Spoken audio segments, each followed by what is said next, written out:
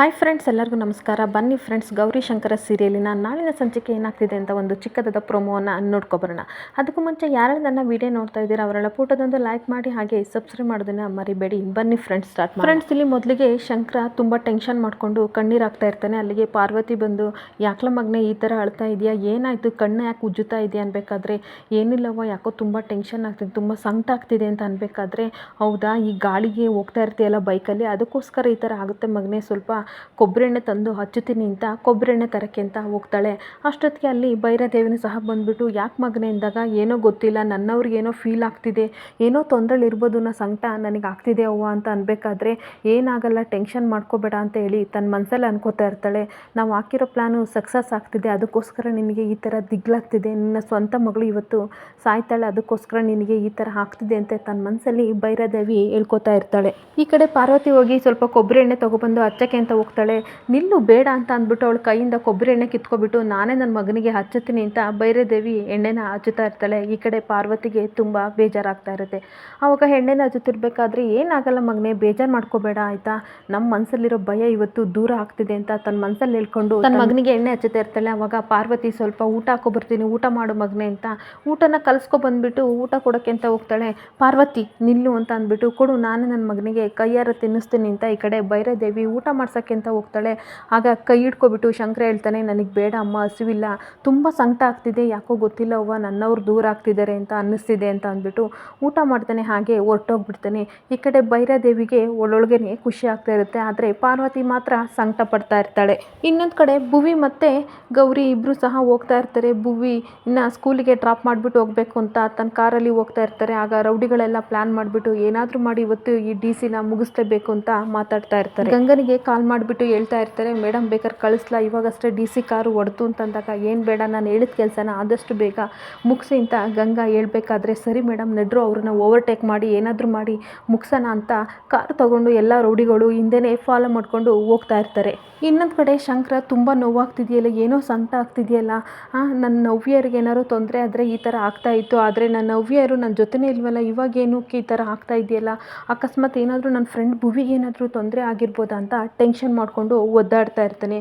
ಇನ್ನೊಂದು ಕಡೆ ಮನೆಯಲ್ಲಿ ಆನಂದ್ ಮನೆಯಲ್ಲಿ ವಸಂತಿ ದೀಪ ಹಚ್ಚುತ್ತಾ ಇರ್ತಾಳೆ. ಮನೇಲಿ ದೀಪ ಹಚ್ಚಬೇಕಾದ್ರೆ ಹಚ್ಚಿ ಎಲ್ಲರೂ ಕೈ ಮುಗಿತಾ ಇರ್ತಾರೆ. ಸಡನ್ನಾಗಿ ದೀಪ ಹಾರೋದಾಗ ವಸಂತಿಗೆ ತುಂಬ ಗಾಬರಿಯಾಗಿ ಟೆನ್ಷನ್ ಮಾಡಿಕೊಂಡು ಅಳ್ತಾ ಇರ್ತಾಳೆ.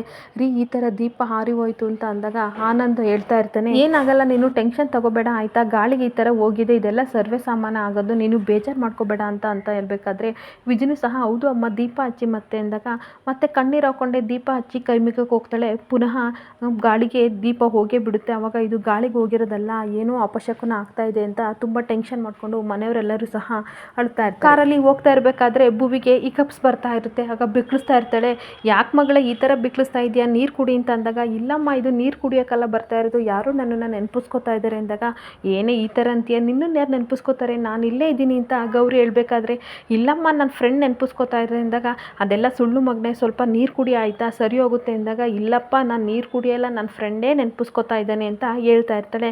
ಹಾಗೆ ಈ ಕಡೆ ಗೌರಿಗೂ ಸಹ ಈ ಕಪ್ಸ್ ಬರ್ತಾ ಇರುತ್ತೆ. ಅವಾಗ, ನೋಡಮ್ಮ ಬೇಕಾದರೆ ನಿನ್ನೂ ಯಾರೋ ನೆನಪಿಸ್ಕೋತಾ ಇದ್ದಾರೆ, ಅದಕ್ಕೋಸ್ಕರ ನಿನಗೂ ಈ ಥರ ಬಿಕ್ಳಿಕೆ ಬರ್ತಾ ಇದೆ ಅಂತ ಅಂದಾಗ ಅವಳು ಸಹ ನಗಾಡ್ತಾ ಇರ್ತಾಳೆ. ಇನ್ನೊಂದು ಕಡೆ ತುಂಬ ಟೆನ್ಷನ್ ಮಾಡಿಕೊಂಡು ವಾಸಂತಿ ಕಾಲ್ ಮಾಡ್ತಾ ಇರ್ತಾಳೆ ಗೌರಿಗೆ, ಅಮ್ಮ ಹೇಳಿ ಅಂತ ಅಂದಾಗ, ಯಾಕೋ ಮನೇಲಿ ದೀಪ ಹಚ್ಚುತ್ತಿದ್ದೆ ಮಗಳೇ, ಈ ಥರ ದೀಪ 2 ಸಲ ಹಾರೋಯ್ತು, ನನಗೆ ತುಂಬ ಟೆನ್ಷನ್ ಆಗ್ತಿದೆ, ನೀನು ಆದಷ್ಟು ಬೇಗ ಮನೆಗೆ ಬಾರಮ್ಮ, ನನ್ನ ಕೈಲಿ ಯಾಕೋ ತುಂಬ ಭಯ ಆಗ್ತಿದೆ ಅಂತ ವಾಸಂತಿ ಹೇಳ್ತಾ ಇರಬೇಕಾದ್ರೆ, ಅಮ್ಮ ನೀವು ಯಾಕೆ ಟೆನ್ಷನ್ ಮಾಡ್ಕೋತಿದ್ದೀರಾ, ಏನಾಗಲ್ಲ, ನಾನು ಆದಷ್ಟು ಬೇಗ ಬರ್ತೀನಿ ಅಂತ ಈ ಕಡೆ ಗೌರಿ ಹೇಳ್ತಾ ಇರ್ತಾಳೆ. ಹಾಗೆ ಮಾತಾಡ್ತಾ ಇರಬೇಕಾದ್ರೆ ಈ ಕಡೆಯಿಂದ ಓವರ್ಟೇಕ್ ಮಾಡ್ಕೊಬಂದು ರೌಡಿಗಳು ಗುದ್ದಿಸೇ ಬಿಡ್ತಾರೆ. ಏ ಅಂತ ಅನ್ನೋ ಅಷ್ಟೊತ್ತಿಗೆ ಆಕ್ಸಿಡೆಂಟ್ ಆಗೇ ಬಿಡುತ್ತೆ. ಆವಾಗ ಗೌರಿ ಅಂತ ಈ ಕಡೆ ಕಿರುತ್ತಾ ಇರ್ತಾಳೆ ವಾಸಂತಿ. ಮನೆಯವರೆಲ್ಲರೂ ಸಹ ಏನಾಯ್ತಮ್ಮ ಅಂತ ವಿಜಯ್ ಮತ್ತು ಆನಂದ್ ಬಂದು, ಏನಾಯಿತು ಹೇಳು ಅಂದಾಗ, ಗೌರಿಗೆ ಆಕ್ಸಿಡೆಂಟ್ ಆಗಿದೆ, ಏನು ಮಾತಾಡ್ತಾ ಇಲ್ಲ ಅಂತ ವಾಸಂತಿ ಹೇಳ್ತಾ ಇರಬೇಕಾದ್ರೆ ಎಲ್ಲರೂ ಸಹ ಹಾಸ್ಪಿಟಲ್ಗೆ ಬರ್ತಾ ಇರ್ತಾರೆ. ಇನ್ನೊಂದು ಕಡೆ ಈ ಕಡೆ ಶಂಕರನು ಸಹ ತುಂಬ ಟೆನ್ಷನ್ ಮಾಡ್ಕೊತಿರ್ಬೇಕಾದ್ರೆ ಅಲ್ಲಿ ಕೋಳಿ ಬಂದು ಟೆನ್ಷನ್ ಮಾಡಿಕೊಂಡು ಕಣ್ಣೀರು ಹಾಕ್ಕೊಂಡು ಹೇಳ್ತಾ ಇರ್ತಾನೆ, ಏನಾಯಿತು ಗೊತ್ತಾ ಶಂಕರ ಅಂತ ಅನ್ಬೇಕಾದ್ರೆ, ಏನಾಯಿತು ಜೋಗಿ, ಏನಾಯಿತು ಹೇಳು ಅನ್ಬೇಕಾದ್ರೆ, ಜೋಗಿ ಏನಾಯಿತು ಗೊತ್ತಾ, ಇವತ್ತು ನಮ್ಮ ಫ್ರೆಂಡು ಭುವಿ ಇದ್ದಾಳಲ್ಲ ಅವಳಿಗೆ ಈ ಥರ ಆಕ್ಸಿಡೆಂಟ್ ಆಯಿತು ಅಂತ ಅಂದಾಗ ಅವನಿಗೆ ತುಂಬ ಶಾಕ್ ಆಗ್ತಾ ಇರುತ್ತೆ. ಏನು ಹೇಳ್ತಾ ಇದ್ದಿಲ್ಲ, ನನ್ನ ಫ್ರೆಂಡಿಗೆ ಏನಾಯಿತು ಅಂದಾಗ ಹೌದು ಈ ಥರ ಹೋಗ್ಬೇಕಾದ್ರೆ ಆಕ್ಸಿಡೆಂಟ್ ಆಗಿದೆ, ಆಕ್ಸಿಡೆಂಟ್ ನೋಡಿದರೆ ಉಳಿತಾರೋ ಇಲ್ವೋ ಗೊತ್ತಿಲ್ಲ, ಆ ಥರ ಆಗಿದೆ ಅಂದಾಗ ಇನ್ನು ಇವನಿಗೆ ದಿಗ್ಲತ್ಬಿಟ್ಟು ಟೆನ್ಷನ್ ಆಗಿ ಹಾಗೆ ನಿಂತ್ಕೊಬಿಡ್ತಾನೆ. ಯಾವ ಹಾಸ್ಪಿಟಲ್ ಇದ್ದಾರೆ ಹೇಳಲ್ಲ, ಬೇಗ ನಾನು ಹೋಗಬೇಕು ಅಂತ ಅಂದಾಗ ಸರಿ ಬಾ, ಅಲ್ಲಿ ಪಕ್ಕದಲ್ಲಿ ರಸ್ತೆ ಪಕ್ಕದಲ್ಲಿರೋ ಹಾಸ್ಪಿಟ್ಲಿಗೆ ಹಾಕಿದ್ದಾರೆ ಹೋಗೋಣ ಅಂತ ಮೂವರು ಸಹ ಟೆನ್ಷನ್ ಮಾಡ್ಕೊಂಡು ಹೋಗ್ತಾ ಇರ್ತಾರೆ. ಆ ಮಾತನ್ನ ಕೇಳಿಕೊಂಡು ಈ ಕಡೆ ಕೆಳಗಡೆ ಗಂಗಾ, ಇದೇನಿದು ತನ್ನ ಮಗಳು ಅಂತ ಶಂಕರನಿಗೆ ಗೊತ್ತಿಲ್ವಾ, ನಮ್ಮನೆಗೆ ಬಂದಿರೋ ಭುವಿನೇ ಇವ್ರ ಮಗಳ, ಹಾಗಾದರೆ ಆ ವಿಜಯ್ ಯಾರು? ಅಯ್ಯೋ ದೇವ್ರಿ, ಎಲ್ಲ ನನಗೆ ತುಂಬ ಕನ್ಫ್ಯೂಸ್ ಆಗ್ತಿದೆ, ನಾನು ಏನು ಮಾಡಲಿ, ಆದಷ್ಟು ಬೇಗ ನಾನು ಏನಾದರೂ ಅನಾಹುತ ಆಗೋಕ್ಕೂ ಮುಂಚೆ ಹಾಸ್ಪಿಟಲ್ಗೆ ನಾನು ಹೋಗಬೇಕು ಅಂತ ಅವ್ರ ಹಿಂದೆನೇ ಫಾಲೋ ಮಾಡಿಕೊಂಡು ಶಂಕರನ ಹಿಂದೆ ಇವಳು ಸಹ ಬಂದುಬಿಡ್ತಾಳೆ. ಈ ಕಡೆ ಎಲ್ಲರೂ ಸಹ ಹಾಸ್ಪಿಟಲ್ಗೆ ಬರ್ತಾ ಇರ್ತಾರೆ. ಶಂಕರನು ಹಾಸ್ಪಿಟ್ಲಿಗೆ ಬಂದುಬಿಟ್ಟು ರಿಸೆಪ್ಷನಿಸ್ಟ್ನ ಕೇಳ್ತಾ ಇರ್ತಾನೆ, ಇಲ್ಲಿ ಭುವಿ ಅಂತ ನನ್ನ ಫ್ರೆಂಡ್ ಅಡ್ಮಿಟ್ ಆಗಿದ್ದಾಳೆ ಅಂದಾಗ ಆ ರಿಸೆಪ್ಷನಿಸ್ಟ್ ಏನೂ ರೆಸ್ಪಾನ್ಸ್ ಮಾಡಲ್ಲ, ಸ್ವಲ್ಪ ಫೋನಲ್ಲಿ ಬ್ಯುಸಿ ಇದ್ದೀನಿ ಅಂತ ಹೇಳ್ತಾ ಇರ್ತಾರೆ. ಅಷ್ಟೊತ್ತಿಗೆ ಗಂಗನು ಬಂದಾಗ, ನೀನೇನು ಗಂಗಾ ಇಲ್ಲಿ ಬಂದಿದ್ದೀಯಾ ಅಂತ ಅಂದಾಗ, ನಮ್ಮ ಮನೆಗೆ ಬರ್ತಾಳಲ್ಲ ಭುವಿ ನಿಮ್ಮ ಫ್ರೆಂಡು, ಅವ್ರಿಗೆ ಆಕ್ಸಿಡೆಂಟ್ ಆಗಿದೆ ಅಂತ ಹೇಳಿದರು, ಅದಕ್ಕೋಸ್ಕರ ನಿಮ್ಮ ಹಿಂದೆನೇ ಬಂದೆ ಅಂತ ಹೇಳ್ತಾ ಇರ್ತಾಳೆ.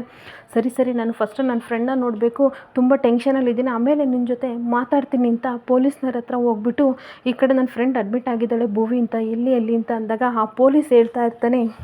ಇನ್ನೊಂದು ಕಡೆ ಗಂಗಾ ಯೋಚನೆ ಮಾಡ್ತಾ ಇರ್ತಾಳೆ, ಹಾಗಾದರೆ ತನ್ನ ಮಗಳು ಅಂತ ಗೊತ್ತೇ ಇಲ್ವಾ ಇವನಿಗೆ, ಒಳ್ಳೇದಾಯಿತು ಸದ್ಯ ಗೊತ್ತಾಗೋದು ಬೇಡ, ನಾನು ಏನಾದರೂ ಮಾಡಿ ತಡಿಬೇಕು ಅಂತ ಬರ್ತಾ ಇರ್ತಾಳೆ.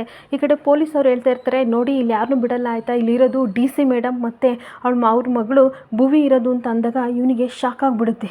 ಏನು ಭುವಿನ ಅಂತ ಅಂದಾಗ ಈ ಕಡೆ ಗಂಗಾ ಪಟ್ನ ಅಂತ ಓಡ್ಬಂದ್ಬಿಟ್ಟು ಬಾ ಈ ಕಡೆ ಇಲ್ಲ ಭುವಿ ಬೇರೆ ಕಡೆ ಇದ್ದಾಳೆ ಅಂದಾಗ ತಳ್ಳಿಬಿಡ್ತಾನೆ, ದೂರ ಇರು ಆಯಿತಾ, ನನ್ನ ಪಾಡಿ ನನ್ನ ಬಿಟ್ಬಿಡು ಅಂತ ತಳ್ಳಿಬಿಟ್ಟು ಏನಂತ ಹೇಳ್ತಾ ಇದ್ದೀರಾ ಪೊಲೀಸಪ್ಪ ಅಂದಾಗ, ಹೌದು ಇಲ್ಲಿ DC ಸಾಹೇಬರು ಗೌರಿ ಇರೋದು ಹಾಗೆ ಅವ್ರ ಮಗಳು ಭುವಿ ಇರೋದು ಅಂತ ಕೇಳಿದಾಗ ಮಗಳು ತನ್ನ ಮಗಳನ್ನೇ ಆ ಗೌರಿ ಮಗಳು ಅಂತ ಕೇಳ್ಕೊಬಿಟ್ಟು ಶಾಕಾಗಿ ಹಾಗೆ ಶಂಕರ ಕುಸಿದು ಬೀಳ್ತಾನೆ. ಆವಾಗ ಮತ್ತೆ ಇನ್ನೊಂದ್ಸಲ ಕೇಳಿದಾಗ ಅವರು ಇದೇ ರೀತಿ ಹೇಳಿದಾಗ ಹಾಗಾದರೆ ನನ್ನ ಮಗಳೇನ ಭುವಿ ಅಂತ ಅವನಿಗೆ ಗೊತ್ತಾಗುತ್ತೆ. ಆ ಸತ್ಯ ಗೊತ್ತಾದಾಗ ಈ ಕಡೆ ಗಂಗಾಗೂ ಸಹ ತುಂಬ ಶಾಕ್ ಆಗುತ್ತೆ, ಆದರೆ ಬಂದಿರೋ ಫ್ರೆಂಡ್ಸಿಗೆ ಮಾತ್ರ ತುಂಬ ಖುಷಿ ಆಗ್ತಿರುತ್ತೆ. ಈ ಕಡೆ ಶಂಕರ ಟೆನ್ಷನ್ ಮಾಡಿಕೊಂಡು ಕಣ್ಣೀರು ಹಾಕ್ಕೊಂಡು ಅಲ್ಲೇ ಕೂತ್ಕೊಬಿಡ್ತಾನೆ. ಇಲ್ಲಿಗೆ ಈ ಸಂಚಿಕೆ ಮುಕ್ತಾಯವಾಗುತ್ತಿದೆ. ಈ ವಿಡಿಯೋ ಇಷ್ಟ ಆದರೆ ಪುಟದೊಂದು ಲೈಕ್ ಮಾಡಿ ಹಾಗೆ ಫಾಲೋ ಮಾಡಿ ಫ್ರೆಂಡ್ಸ್. Thank you.